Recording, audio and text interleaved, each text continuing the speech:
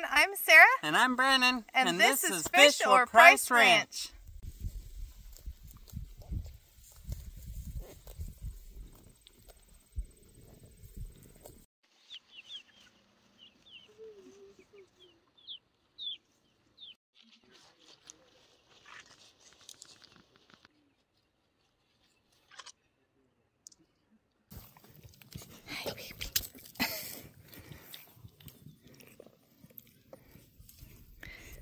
Hey everyone, welcome back. I'm Sarah with Fish or Price Ranch. First off, please don't forget to subscribe and like this video.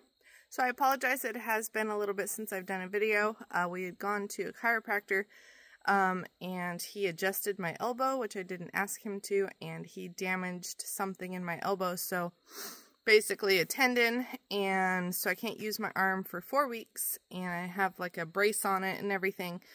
So I'm limited on what I can do. But I did want to give you guys an update as far as the rabbits go. We were expecting a whole bunch of babies and nobody went other than Fig. I don't know why, but a bunch of them didn't take.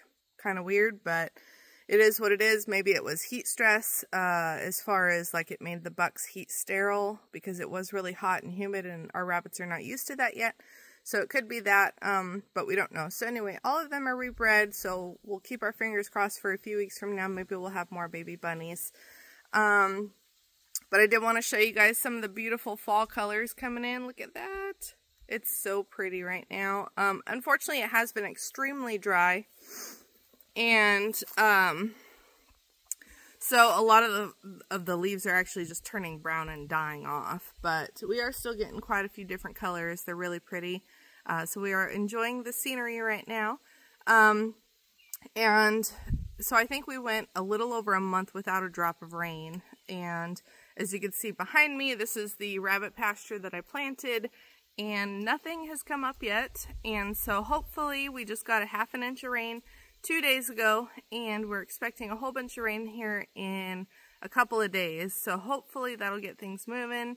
Maybe we'll see something green up a little bit, but time will tell for that. So hopefully we can give you guys an update on the rabbit pasture as far as that goes. So as far as the goats go, we finished breeding, and I don't have high hopes for a few of them because the bucks, I wanted to kind of talk about this. I know I mentioned it a couple times in the videos. So when we moved here, the does went without their mineral buffet for about a month, and we finally were able to get them that, and they look phenomenal right now. Especially now that they're out getting all the acorns. The bucks, on the other hand, went like 3 months without their mineral buffet because, you know, we moved here on vacant land. We had to get everything built up, and so we didn't have a whole lot of space for the boys. And they didn't have a house yet, no shelter, so we had nowhere to put the buffet. We were limited on money, and so anyway, it just took a lot longer than we were anticipating. And so anyway, they finally got their mineral buffet, but I know it was partially our fault because they didn't have all the nutrition that they needed. And so anyway, a few of them did get worms. We did put down 4 of the bucklings because they caught worms so fast and went downhill so fast that I just didn't feel it would do the Kiko breed any good to try and save them. And, you know, we would have raised them up for food anyway, but they were so bad so quick that it was, you know, it just wasn't worth it, being, you know, how we have all these other healthy animals to fight for. And so we opted to put them down. So we did that, but it just seemed like our bucks in general were just having a really hard time with the move and the stress and not having everything they needed. And so they took a lot longer. They're still trying to get healthy. But the ones that remain are doing great as far as they're hardy. We haven't had any major worm problems or anything like that. And so, you know, they will survive, which is great. But I did think it put a damper on breeding. I don't feel like a few of them were up to it, even though they're mature breeders and they're proven breeders. So I don't know how many of the does are actually going to take. We did borrow one of our older bucks that we had sold to Josh and Crystal over at Rockin' JC's Goat Farm. So he got, I think like 7 does or something like that, and he did a fantastic job. He was all over them. Bazooka, I saw him get a few, but he was just real lazy with it. And then Cosmos, he seemed to do just fine. Franklin seemed to do just fine. Dragon kind of, he was a really slow breeder. And then Oki, the Sanja buck that we have, didn't show any interest. So anyway, that's that. Basically, we're at the point of today through the next like week. We have to watch to see who goes back into heat. So we will keep you guys updated on that. Other than that, that's about all that's going on. Brandon's working on a chicken coop, so I'll get some footage of that for you guys real quick.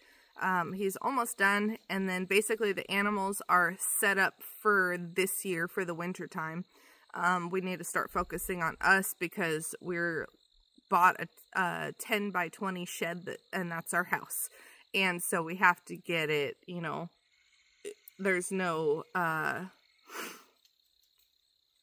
skirting or anything like that, so we need to insulate and skirt, and we traded for a furnace, so we need to get that installed. And we're running out of time because it's a couple days till November, and it's already been getting cold. We've already had 30 degrees at night. And so anyway, that's kind of what's going on. So let me show you guys the coop real quick. Hi guys, how's it going? Here's our guineas. We've got chickens everywhere. But, sorry, let me back it up just a little bit here. This is the coop. He just got the roof on. It's not all the way roofed yet. We still have to put metal roofing on, which we don't have. We need to find some. But anyway, this is kind of the structure of it. They have kind of like a little porch or whatever you want to call it that they can walk all the way around on. He's still got to put a door on it, but basically this is the structure. We've got all of our nest boxes. I don't want to disturb anybody that might be sitting, but that's what the nest boxes look like. And we have them on that side and on this side. So that's exciting. We put this board up so it protects them from pooping in their nest boxes, which seems to be working because the nest boxes are pretty darn clean. So anyway, he's going to be putting a cover on the front, like a door that I can lift up to collect eggs from. Basically, I could walk in this little section here and collect eggs all the way around. And then the chickens will basically walk around the back side and come in. He's already cut like a little chicken door. I think that's the only one I see, which is good. We didn't want too many doors to let all the cold air in. But that is the basic idea of our current coop.